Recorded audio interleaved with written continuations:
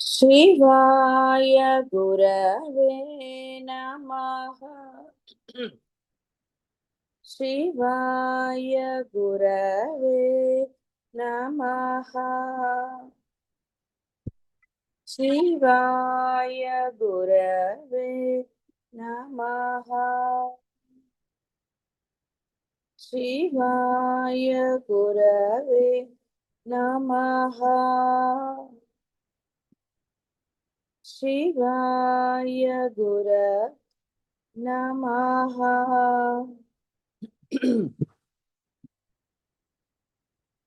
शिवाय गुरवे नमः। ఉద్ధామ వైభవ ఉదార కీర్తి. పరమ కరుణామూర్తి కాబట్టి శ్రీమాత కాబట్టి ఉదార కీర్తి, అనంతమైన పేరు గలది, ప్రతిష్టలు గలది. ఎందువల్ల ఆవిడ యొక్క ఆచరణం, ఆవిడ స్వభావాన్ని ఆవిడ ఆచరణలో పెట్టడం లేదు. ఎక్కడ శిక్షించాలి, ఎక్కడ ఏ విధంగా ఉండాలి అనేది ఆవిడకి తెలుసు. ఏమిటి ఆవిడకి తెలుసు, మాకు తెలియదు అనడానికి లేదు. ఆవిడ్ని పట్టుకో.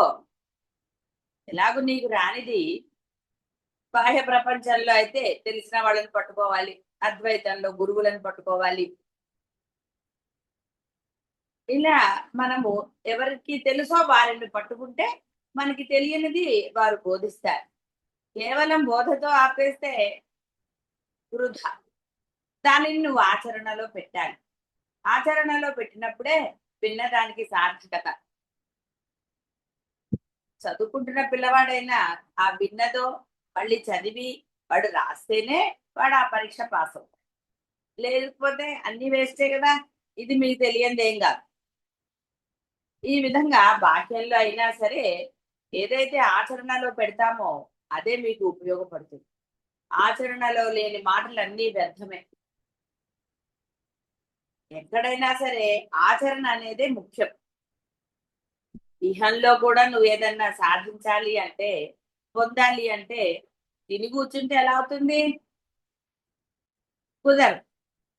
ఎందుకంటే ఆఖరికి నువ్వు తిన్నది అరగాలన్నా కాస్త అటు ఇటు నడవటమో ఏదో పని చేయడమో జరగాలి. పర్వాలేదండి తిరిగి కూర్చున్నా నాకు అరుగుతుందంటే తర్వాత ఏమిటి వస్తాయో కూడా తెలుసు. ఇలా రకరకాలు ఏదైనా సరే ఆచరణ పెట్టాలి. ఆచరణ అనేది ఎంత ముఖ్యమైనదో తెలియంది కాదు, నెగ్లిజెన్స్ అంతే. ఎందుకంటే ఎవడిని వాడే ఉద్ధరించుకోవాలి అన్నా ఈ వాక్యాన్ని కావాలని మనం గుర్తుపెట్టుకోమంతే. నీవు ఆనందంగా ఉండాలి అంటే నువ్వే ప్రయత్నం చెయ్యి, నువ్వే ఏది పట్టించుకోకూడదు.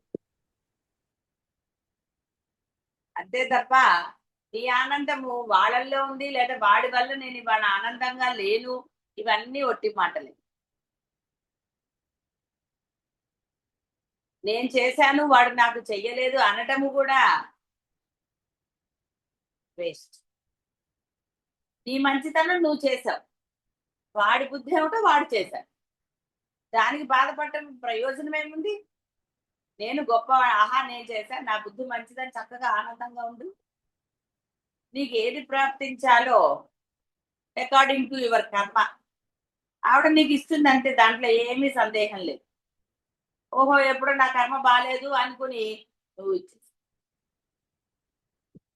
కానీ దైవం తెలిసిన తర్వాత నెగిటివే అనవసరం. ఎందుకు కర్మ గురించి మాట్లాడుకోవాలి? ఆ దైవాన్నే పట్టుకో. దైవాన్ని వదిలేసేసి వీళ్ళని పట్టుకుని వాళ్ళని పట్టుకుని వాళ్ళు చేసినవి పట్టుకుంటే అక్కడ ఉన్నాడండి దైవం? ఎక్కడా లేదు. కాబట్టి నిరంతరము ఆ దైవాన్ని పట్టుకో, కనీసం బాహ్య ప్రపంచం కోసమైనా సరే. అంటే ఏదో నువ్వు ఆశిస్తున్నావు కదా కొన్ని, ఇప్పుడు ఆశించే వాటి కోసమైనా పరమాత్మ అనుకో. నువ్వు ఆరాధించే దైవాన్ని అనన్యంగా ఆరాధించు, తప్పకుండా అవి వాటిని అన్నింటినీ సరి చేస్తాయి. అంటే అట్లీస్ట్ అయితే ఆవిడకి ఆవిడ అంటే ఇక్కడ మన అమ్మవారి గురించి కాదు, కేవలం అదే ఇవ్వదు. ఆ ముక్తిని కూడా ఆవిడ ఇస్తుంది. ఉద్ధామ వైభవ స్వరూపం ఆవిడ. ఆవిడ ఇవ్వగలిగింది అనడానికి లేదు. ఆవిడ ఏదైనా ఇవ్వగలుగుతుంది. నువ్వు ఇది అడిగినా ఆవిడ నీ యొక్క పరమ శ్రేయస్సునే చూస్తుంది.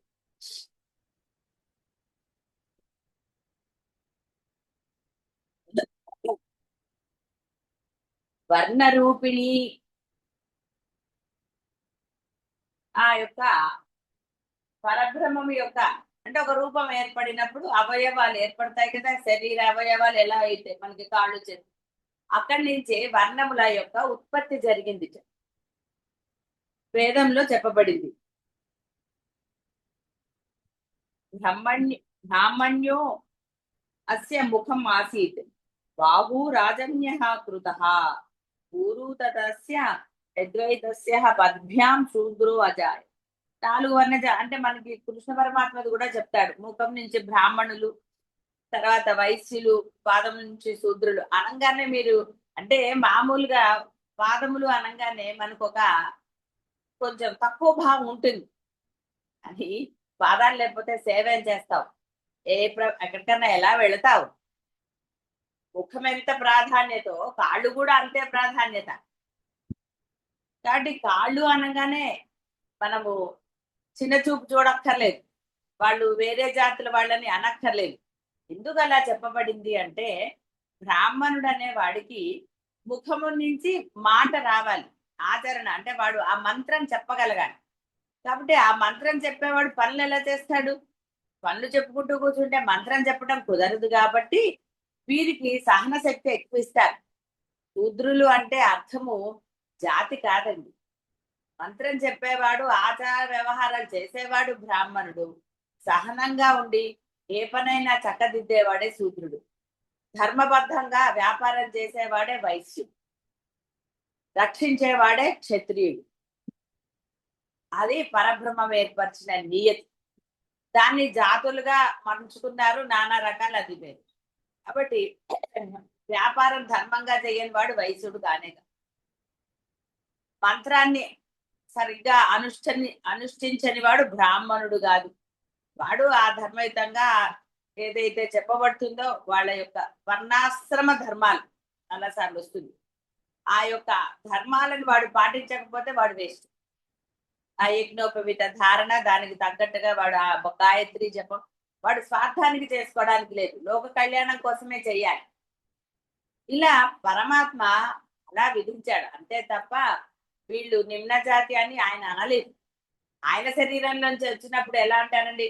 మరి అమ్మవారికి పాదాలే కదా మనం నమస్కరిస్తున్నాం, అంతేగాని మొహానికి నమస్కరిస్తారా?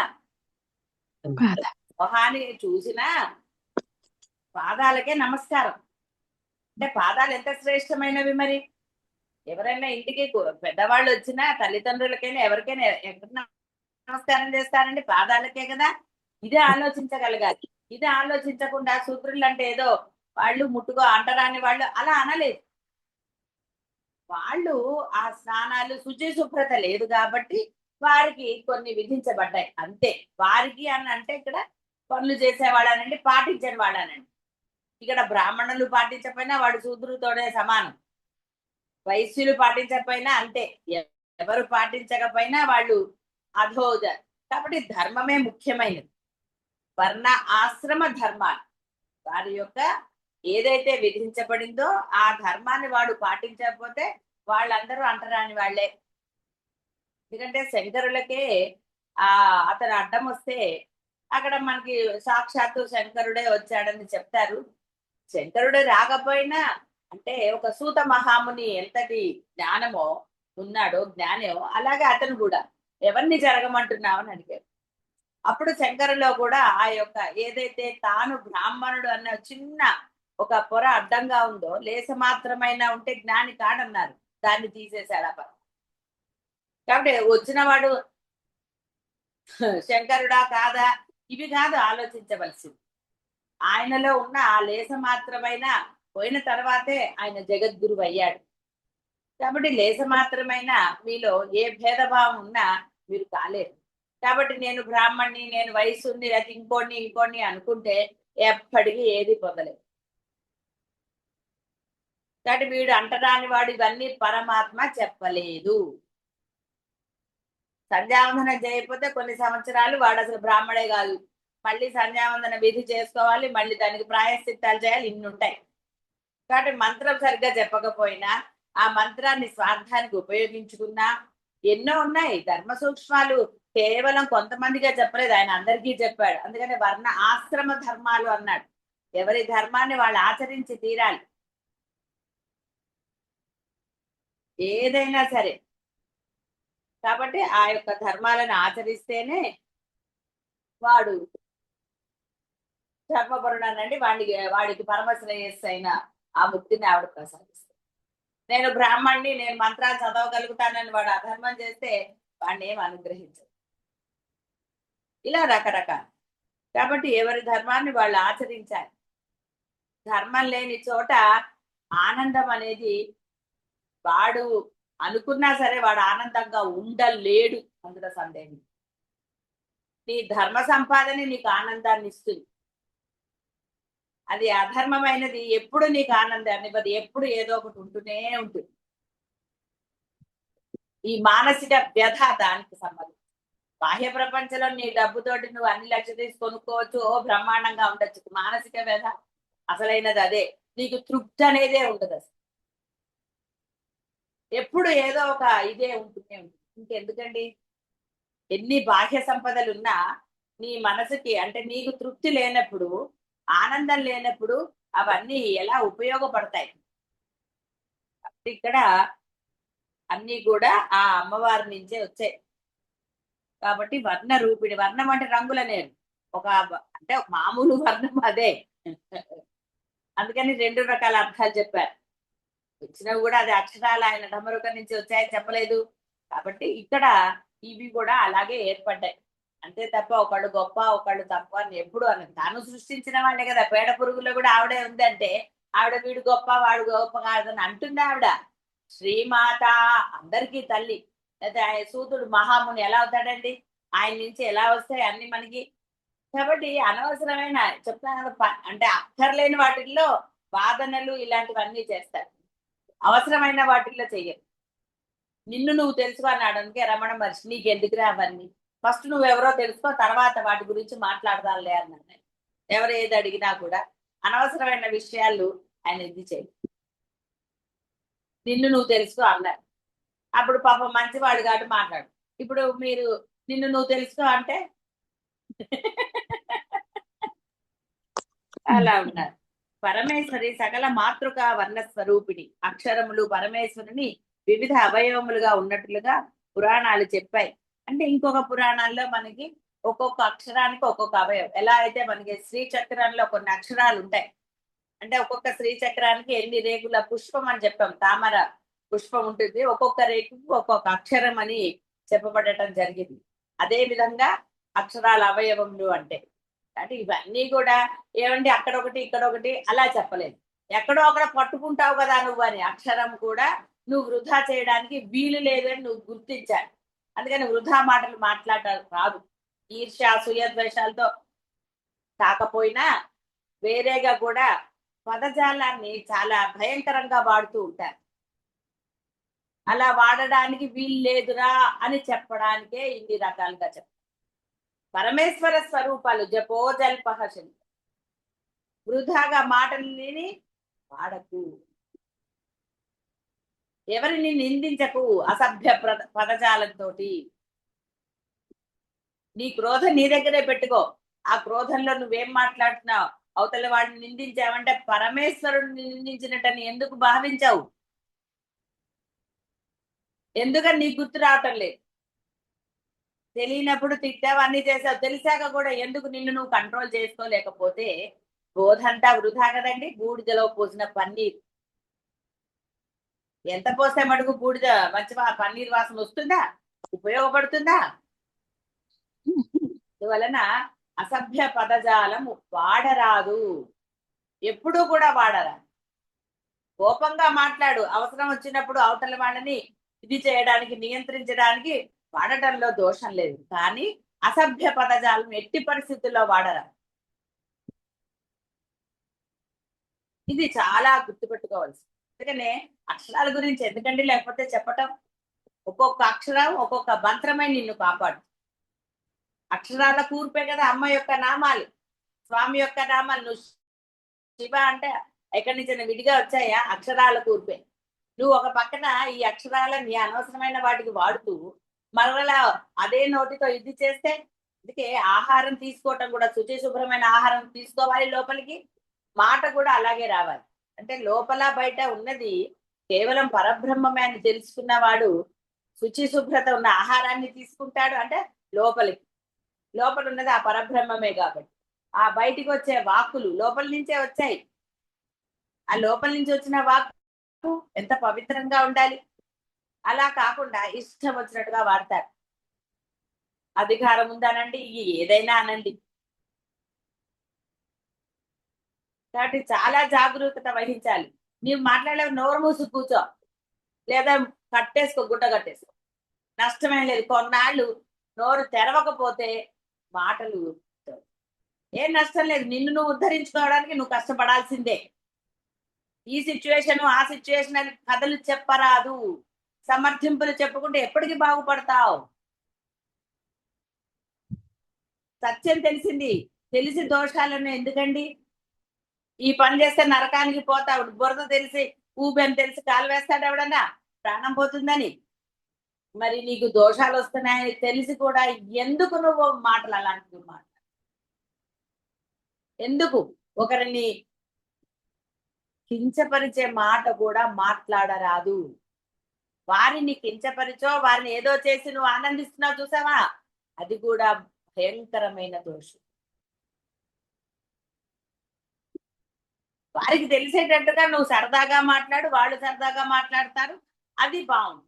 అంతే తప్ప వ్యంగ్యంగా వారిని కించపరిచి నలుగురిలో అలాంటివి నువ్వు చేస్తే గనక దానివల్ల ఇదే మాట యొక్క గొప్పతనం. మాట అంటే అక్షరాల కూర్పు. ఆ మాటే మంత్రమే నిన్ను రక్షించాలి అంటే ఎలా ఉండాలి? కాబట్టి నేను పొద్దున పూజ చేస్తానంటే 1 గంట, ఇక తర్వాత అంతా నా ఇష్టము అంటే ఆవిడ కూడా అంతా నా ఇష్టమే లేరా అంటుంది. ఎందుకంటే ఆవిడ సర్వసమర్థురాలు, నువ్వు కాదు. అన్నమాట వెనక్కి తీసుకోగలవా నీవు? ఇది అంతే. చేసిన దోషం మళ్ళీ ప్రాయశ్చిత్తాలు చెయ్యాలి, మళ్ళీ చెయ్యకుండా ఉండాలి. ఇది ఎవ్వరూ గమనించారు. క్షమ్యతాం అంటే క్షమించండి క్షమించండి. ఏమిటి క్షమించాలి? క్షమించడం అని నువ్వు అన్నావు అంటే, క్షమించండి అంటే ఎప్పుడు ఆ క్షమాపణ దొరుకుతుంది? నువ్వు మరలా ఆ దోషం చెయ్యకపోతే. అంతేగాని చేసిందే పునరావృతం చేస్తుంటే ఆ క్షమాపణ అడగటంలో అర్థం లేదు, నీకు అసలు దొరకదు. నేను అడిగానండి క్షమించమని, కానీ వాళ్ళు ఏం చేస్తామండి, వాళ్ళు చాలా మొండి, వాళ్ళు అంత తొందరగా క్షమించారంటే నువ్వు ఎన్నిసార్లు చేసావురా? అందుకే శిశుపాలుడికి కూడా ఆయన చెప్పాడు, అత్త అడిగింది కాబట్టి ఏమన్నాడు, 100 తప్పులు క్షమిస్తాను అన్నాడు. లిమిట్ పెట్టాడు. మీకుందా లిమిట్? మరి ఎలా చేస్తున్నారండి దోషాలు? తెలిసి ఎన్ని దోషాలు చేస్తున్నారు. మాట, చేత, మనసు, 3 దోషాలేనండి. మనసులో భావించిన వేరేవి అది దోషమే, మాట దోషమే, మీ ఆచరణ దోషం. అధర్మం ప్రతిదీ దోషమే. కాబట్టి కేవలం మాటతోటే వస్తుందని అనడానికి లేదు. ఇవి 3. అందుకే మనస వాచ కర్మణ. ఆ నిర్మలత్వం మీలో ఉన్నప్పుడు మీరు పిలవక్కర్లే, లోపల పరబ్రహ్మని ఆయన వచ్చి కూర్చుంటాడు. అందుకనే పసిపిల్లల్ని పరబ్రహ్మంతో ఎందుకు పోలుస్తారండి? పసిపిల్లల్ని కాళ్ళతో కూడా తగలరు, నమస్కారం చేసుకుంటారు. ఎందుకు? పరబ్రహ్మ స్వరూపం. వాళ్ళలో కల్మషం లేదు, వాళ్ళ మనసుల్లో ఏది లేదు కాబట్టి అక్కడ పరబ్రహ్మమే ఉంటాడు. అయితే వాళ్ళని కాపాడేది ఎవరండి? ఆ పరబ్రహ్మమే. అందుకే నా పిల్లల్ని చూస్తే మనకు ఒక ఆనందం. ఎందుకంటే పరబ్రహ్మ స్వరూపం కాబట్టి ఆనందం వస్తుంది. వేరే వాళ్ళని చూస్తే ఆనందం వస్తుందా? రాదు. సరే, కొంతమందికి వేరే వాళ్ళ పిల్లల్ని చూస్తే ఆనందం రాదనుకోండి, అదే ఇంకో విషయం. భాగ్యంలో అనేక రకాలు, బుద్ధిని బట్టి కదండి. మామూలుగా చిన్న పిల్లల్ని చూడగానే ఒక ఆనందం, ఒక నవ్వు వస్తుంది. ఎందుకు? వాళ్ళు పరబ్రహ్మ స్వరూపం. వాళ్ళలో నిర్మలత్వం ఉంటుంది కాబట్టే వాళ్ళ నవ్వు అన్ని అంతంగానే ఉంటుంది. మనసు ఆహ్లాదంగా మారుతుంది మన మనస్సు. ఇక నేను వచ్చాక గోళలు మొదలు. కాబట్టి పరమేశ్వరి సకల మాతృకా వర్ణ స్వరూపిణి. అక్షరములు పరమేశ్వరుని వివిధ అవయవములు. న్యాసములందు అవయవముల మన మామూలుగా ఒక స్తోత్రం చేసినప్పుడు ముందర కొన్ని అంటూ ఉంటారు. మంత్రాలకు కూడా కొన్ని ఉంటాయి. ఇది అలానే మనం మామూలుగా అవి చెప్పుకోకర్లేదు, ఎందుకంటే అవి గురుముఖత రావాలి. ఆ విధంగా వచ్చినప్పుడే అవి చెయ్యాలి. మామూలుగా విష్ణు సహస్రనామంలో కూడా పుస్తకాలు ప్రింటింగ్ కదండి, ఇచ్చేస్తారు, వీళ్ళు చదివేస్తారు. లం పృథ్వీ తత్వ ఇవన్నీ అంటారు, అక్కర్లేదు అవన్నీ మనం చదవరాదు. గురుముఖత నీకు అది ఉపదేశించబడినప్పుడు మాత్రమే నీవు అలాంటివన్నీ చదవ. కాబట్టి ఆ విధంగా ఉంటాయి ఉపాసకులకి. కాబట్టి అమ్మ వర్ణరూపిణి. పరమేశ్వరి గౌరి యొక్క స్వరూపంన తెల్లగా, కాళి యొక్క స్వరూపంన నల్లగా, త్రిపుర సుందరి స్వరూపంన ఎర్రగా, లక్ష్మీ స్వరూపంన పసిమిగాను, అంటే గోల్డ్ కలర్. పసిమి అంటే తెలుసుగా అందరికి. వివిధ స్వరూపములన్నీ వివిధ వర్ణములుగా చెప్పగలిగింది ఒక వలన వర్ణరూపిణి. కాబట్టి రంగులు కూడా అలా చెప్తున్నారు. కాబట్టి రంగులు తీసుకుంటే మీరు బాగుపడరు. నేను ఏ రంగులో ఉన్నానంటే ఏ రంగులో ఉంటే ఏమిటండి, అదే ముఖ్యం. నీ మనసు ముఖ్యంగా. తెల్లగా ఉంటే అందంగా ఉంటారా, నల్లగా ఉంటే ఇదిగా ఉంటారు. ఎలా ఉన్నా నీ మనసు అందంగా ఉంటే, మొహం నవ్వుతూ ఉంటే ఎప్పుడైనా కళగానే ఉంటుంది.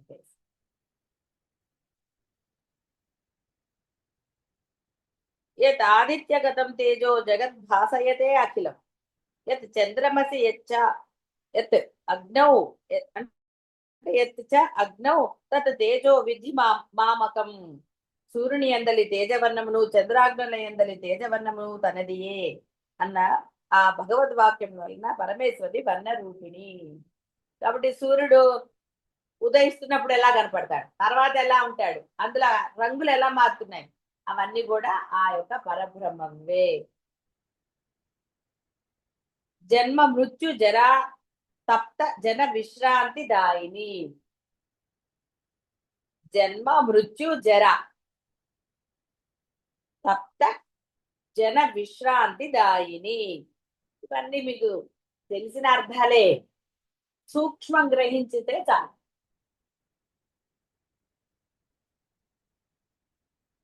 విద్యా అనుష్ఠానంలో ఫలశ్రుతి రూపం ఉంటుంది, అంటే లాస్ట్కి పొందేది అదే కదా.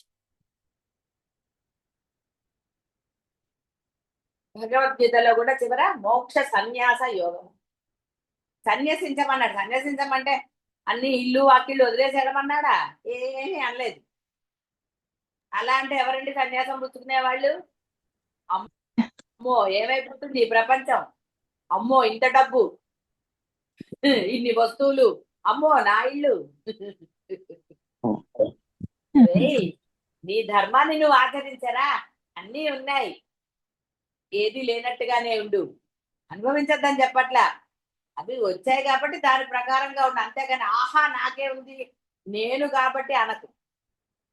లేవు అప్పుడు కూడా అయ్యో నాకు లేదని ఏడవు, ఉందని ఏడవకు, లేదని ఏడవు, ఏది అలా ఉంటాయి. అందుకని ఫలశ్రుతి అంటే ఆ యొక్క సన్యాసము అంటే కూడా అదే. ఒకటి ఫలశ్రుతి ఎందుకన్నారంటే ఫలము తింటే ఆ రసము వెళ్ళి కదండి మీకు ఆరోగ్యమో ఇంకోటో ఆనందమో ఏదైనా సరే. అలాగే ఒకటి చదివినప్పుడు నాకేంటి అంటారు కదా. కాబట్టి అమ్మని ఆరాధిస్తే ఎలా ఆరాధించాలో అలా ఆరాధించినప్పుడు ఏవేవి కలుగుతాయో కూడా చెప్పబడ్డాయి. అందువల్ల విద్య అనుష్ఠానం చేస్తే జన్మ మృత్యు జర తప్త జన విశ్రాంతి దాని వాడికి లేదు, ఇక అంతా విశ్రాంతే. అంటే ఇక లేదు ఆ జనన మరణాలు, ఈ యొక్క ముసలితనము అవన్నీ లేవు. అది ఫలం అమ్మని ఆరాధించడం, ఉపాసించడం.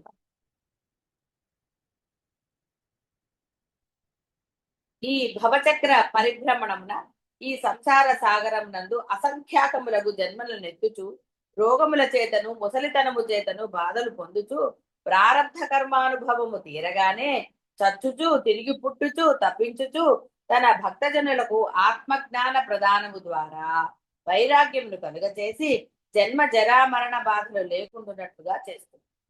స్వస్వరూప జ్ఞానమే ఆత్మవిశ్రాంతి ఎగుట స్వస్వరూప జ్ఞానమును ప్రసాదించి జన్మ మృత్యు జరాతప్త జన విశ్రాంతి దాయిని అని సంస్థుతింపబడు బాగుగా స్థుతింపబడుతుంది.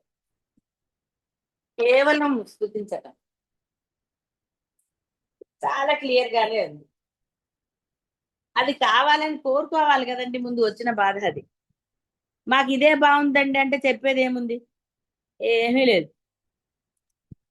ఈ కష్టాలే బాగున్నాయండి, ఇది మరీ బాగుంది, ఇప్పుడు ఇలా పెట్టుకుని కూర్చుంటే డబ్బు సంపాదించాలి, ఎన్ని ఆస్తులు సమకూర్చాలి, వీళ్ళని ఉద్ధరించాలి, వాళ్ళని ఉద్ధరించాలి, పిల్లలు పిల్లలు పిల్లలు పిల్లలు పిల్లలు వాళ్ళందరికీ ఎవడండి నీ పేరు చెప్పుకునేది? ఎవ్వడు చెప్పుకోడు. కనీసం మీ పిల్లలన్నా మీ పేరు చెప్పుకుంటారా? మా నాన్న నాకు ఇంత ఆస్తి ఇచ్చాడని ఏమీ చెప్పుకోరు. అది మీ భ్రమ మాత్రమే. ఎందుకు వచ్చిన గోల అంటే ఇక్కడ వేరే ఉద్దేశాలు కాదండి. అంటే అసలైనది తెలిసిన తర్వాత కూడా ఎందుకు వచ్చిన గోలరా నీకు? నీకు వచ్చేది గడ్డి పరకైనా నీ దగ్గరకు వస్తుంది. ముందు ఏది సాధించాలో దాన్ని సాధించుకో. ఏమంటారండి, ఏ వయసులో ముచ్చట ఆ వయసు. కాబట్టి 40 ఏళ్ళు 50 ఏళ్ళు వచ్చాక పెళ్లి చేసుకుంటే ఏం లాభం అని అనరు. కాబట్టి ఎప్పుడు సంపాదించాలి, ఎప్పుడు ఏమిటి చేయాలి, ఆ యొక్క విద్యార్థి దశలో చదువుకోవాలి, తర్వాత బ్రహ్మచారి, ఇవన్నీ వరుసగా ఎందుకు చెప్పబడ్డాయండి అంటే ఆ వయసుకి అది చేస్తే దాని యొక్క ఆనందం నీకు లభిస్తుంది, ఫలశ్రుతి లభిస్తుంది. అన్ని కలగాపులగం అయిపోతే ఏమిటి లభిస్తుందండి? అందుకే కొట్టుకోటాలు ఇక సరే చెప్పక్కర్లేదు. బాహ్య ప్రపంచంలో ఎన్ని జరుగుతున్నాయో ఇప్పుడు. దేనికి ప్రాముఖ్యత ఇవ్వాలో దానికి లేకుండా డబ్బుకే ప్రాముఖ్యత. తల్లిదండ్రులు అలాగే ఉన్నారు, పిల్లలు అలాగే ఉన్నారు. ఏదో సంపాదించి సంపాదించిన వాడు నిన్నేం చూస్తాడు రేపు పొద్దున? సరే, ఇవన్నీ అనవసరమైన ఆర్గ్యుమెంట్స్ అనుకోండి. బాహ్య ప్రపంచంలో ఒక్కొక్కటి అందరూ అలా లేదు, ఇలా లేదు. ఎవడి బుద్ధి వాడిది. చెప్పారు బుద్ధి, ఆ బుద్ధి అనుసారనే కర్మ. కాబట్టి వాటి గురించి వదిలేసారు. ఏమంటే మా మాట వినరండి పిల్లలు, అనవసరం అవన్నీ. నువ్వు పరబ్రహ్మను పట్టుకుంటే ఏమిటండి, అన్ని సవ్యంగానే జరుగుతాయి. కాబట్టి ఇక్కడ ఆ అమ్మ ఈ ప్రారంభ కర్మ తీరగానే మళ్ళీ ఇలా రకరకాలు ఏదైనా అంతే అన్ని మళ్ళీ కాబట్టి ఇవి మళ్ళీ పునరావృతం కాకుండా రక్షించేది ఆ పరబ్రహ్మమే. కాబట్టి ముందు పరబ్రహ్మాన్ని ఆశ్రయించు. ఎలా ఆశ్రయించాలో తెలియబడింది కదా, ఆ తెలిసిన విధానంగా పట్టుకో. తర్వాత ఈ బాహ్య ప్రపంచం గోలేదు. మేమేమి అడవుల్లోకి వెళ్ళమనలేదు, హిమాలయాలకు వెళ్ళమనలేదు, తిండి మానేయమనలేదు, పరుపుల మీద పడుకోవద్దలేదు, ఏసీ వేసుకోవద్దలేదు, ఏది అనలేదు. అవన్నీ ఉంటే కూడా నీవు ఆ యొక్క ధర్మంగానే ఉండు, ప్రేమగానే ఉండు. ధర్మం నీలో ఉండాలి మొదటి. ఏమంటే వాడు అధర్ముడే అయినా సరే బోళ్ళంత ఉందంటే ఆ ఏడుపే వద్దనేది. నువ్వు ధర్మంగా ఉండరా, వాడు ఏమంటే అనుభవిస్తాడో నీకేమిటి తెలుసు? మేడి పండు చూడ తెలుసు కదా, వేమన పద్యం. పొట్ట విప్పి చూడ. కాబట్టి ప్రతి వాళ్ళు వాడికి డబ్బు ఉంది కదా, ఆనందంగా ఉన్నాడని నువ్వెందుకురా అనుకుంటావు? ఆ ఏడు మానే ఉండ. ఎవడి బుద్ధిని బట్టి వాడు అనుభవిస్తూ ఉంటాడు. అనవసరం అవన్నీ. అమ్మయ్యా వాడికి డబ్బున్నవాడు బాలేడండి అయితే సరే అంటే నీ బుద్ధి కూడా ఎలాంటిదో తెలిసింది కదా. అందుకని అలాంటి వాటి జోలికి వెళ్ళకూడదు మనం. నీ ధర్మాన్ని నువ్వు నీకు ఇప్పుడు సత్యం తెలిసింది, నువ్వు ధర్మం ఆచరిస్తున్నావా లేదా? నీ మాట బాగుందా, నీ మనసు బాగుందా, ఆచరణ బాగుందా? ఇవి చూసుకో చాలు, నిన్ను నువ్వు ఉద్ధరించుకో. తర్వాత ఆవిడ ఉద్ధామ వైభవ, ఆవిడ బ్రహ్మాండంగా వైభవంగా నిన్ను ఉద్ధరిస్తుంది.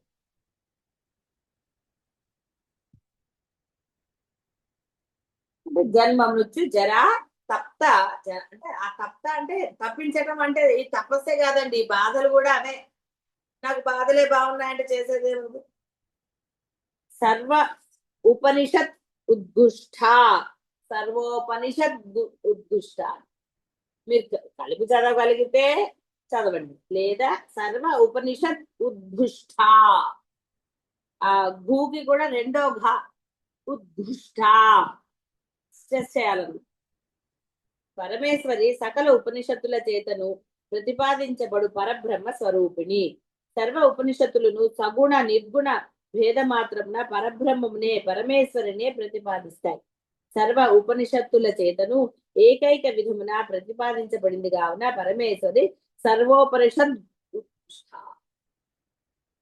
అంటే ఇక్కడ కలిపిన దుద్గుష్ట అని రావాల్సి అనలేని వాళ్ళు ఏమి పర్వాలేదు. సర్వ ఉపనిషత్ ఉద్ఘుష్ట. ఉద్ఘుష్ట అంటే గట్టిగా, గట్టిగా అంటే అరిచి అనుకోడిపోయి ఏకంగా ఒకటే చెప్పాయి. నీకు ఆ యొక్క మాటల భేదం ఉంటే ఉండవచ్చేమో గాని సారం ఒకటే. ఏ తీపి పదార్థం తీసుకున్నా సారం అదే కదండి. మీరు ఎలాంటి రకం స్వీట్ తిన్నా అదే ఉంటుంది. ఆ తీపి అనేది ఒకటే.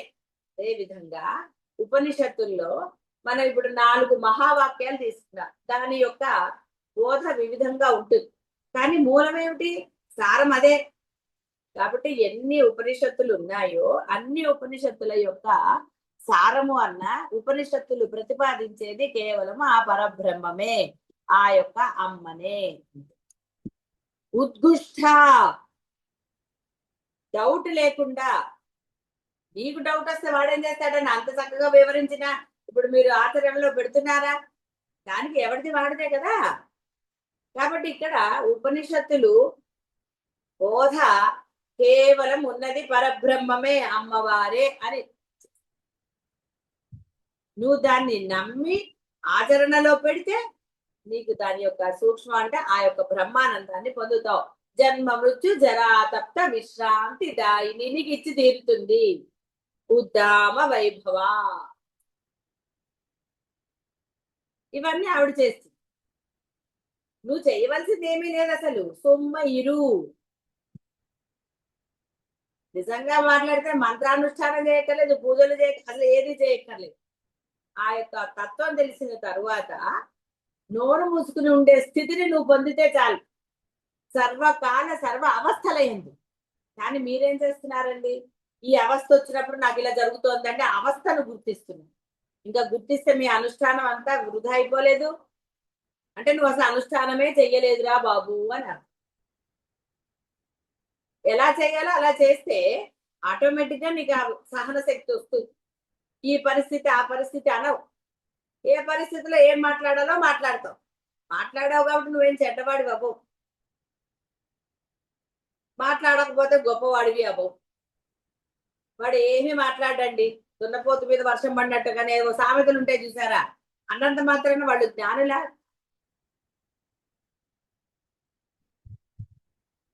ఇక్కడ ఈ భేదాన్ని అర్థం చేసుకోవాలి అంటే వాటి గురించిన ఆలోచన అక్కర్లేదు, వాటి గురించిన చర్చలు అనవసరం. ముందు నీకు ఈ పరబ్రహ్మ తత్వం బోధపడింది, దీన్ని ఆచరణలో పెట్టి మిగతావన్నీ ఆటోమేటిక్ గా నీకు అర్థమవుతుంది.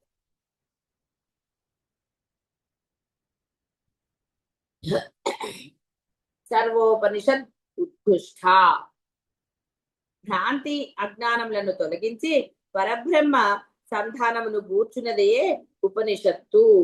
కాబట్టి ఇదంతా భ్రాంతిరా అన్న అజ్ఞానం. నేను నేను అన్న అజ్ఞానం, నా వాళ్ళు, నాది, ఈ సంపాదన ముఖ్యము, ఇలాంటి భ్రాంతులు అన్ని నశించేవే అన్న. అంటే అన్ని శాశ్వతాలు అనుకుంటారు కదా, ప్రేమలు శాశ్వతం అసలు రకరకాలండి. ఆ భ్రాంతిని తొలగించి అజ్ఞానాన్ని తొలగించి పరబ్రహ్మ సంధానమును, ఉన్నది పరబ్రహ్మమేరా, నీతో సహా నువ్వు కూడా ఆ పరబ్రహ్మానివే. నేను అన్నావు కాబట్టి విడిగా ఉన్నావు, నేను అనకు. పెళ్ళయ్యే వరకు ఆడపిల్లకి ఇంటి పేరు మారుతుందండి? మారదు కదా. ఇప్పుడు ఉద్యోగాలు వచ్చాక ఇంటి పేరు మారట్లేదు. మామూలుగా అయితే ఇంటి పేరు మారిపోతుంది. అప్పటి వరకు ఈ ఇంటి పిల్ల అంటారు, తర్వాత ఆ ఇంటి పిల్ల అంటారు. ఇలా ఎలా అయితే జరుగుతోందో బాహ్య ప్రపంచంలో అనుసంధానం ఎప్పుడైతే ఆ బ్రహ్మం జరుగుతుందో ఇక వాడికి నామరూపములతో పనిలేదు. అదే సంధానం, పరబ్రహ్మంతో సంధానం. అదే అది చేసేదే ఉపనిషత్తు. వేదాంతములే ఉపనిషత్తులు అనబడు. వేద విరుద్ధ ప్రసంగమును చేయునవి ఉపనిషత్తులు కాజాలవు. కాబట్టి అనవసరంగా వేరే వేరేవి ఆర్గ్యుమెంట్స్ ఉండేవి. అందుకనే శంకరులు ఎన్నో వీటిని అంటే ఎన్నో ఉన్నాయి మనకి, వాటన్నిటిని ఆయన ఖండించారు. ఉన్నది పరబ్రహ్మం అనే దానిని సుస్థిరం చేయడానికి ఆయన వచ్చాడు. అందుకే ఆయన ఆ 4 మహావాక్యాల యొక్క అర్థాన్ని వివరించారు, ఆచరణలో చూపించారు ఆయన. కాబట్టి వేద విరుద్ధ ప్రసంగం అంటే ఉన్నది పరబ్రహ్మమే అని కాకుండా వేరేది ఏదైతే ప్రతిపాదిస్తాయో అవేవి అవన్నీ కూడా వేస్ట్. వాటి ప్రస్తావనకు ఇచ్చట తావు లేదు.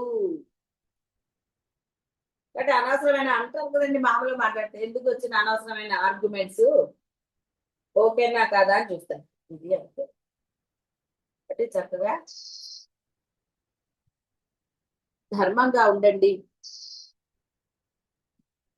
ఏది అమ్మ ప్రతిపాదిస్తోందో దానిని ఆచరణలో పెట్టడానికి కష్టపడవలసిన ఆవశ్యకత ఎంత మాత్రమూ లేదు. చాలా అత్యంత సులభమైనది ఇది. కాబట్టి చక్కగా అనుష్ఠానము అంటే ఆచరణ. వాడికి అనుష్ఠానం ఉందంటే వాడు ఆచరణ పెడుతున్నాడని అర్థం. అది అనుష్ఠానం అనే మాట చాలా కన్వీనియంట్ గా పూజలకి వాటికి ఇచ్చేసేసారు. కాదు, అనుష్ఠానం అంటే ధర్మ ఆచరణ. అంటే ధర్మ ఆచరణ పనులు ఉండండి. ఆ యొక్క ఉపనిషత్తుల సారం మీరు చెప్పండి. శుభం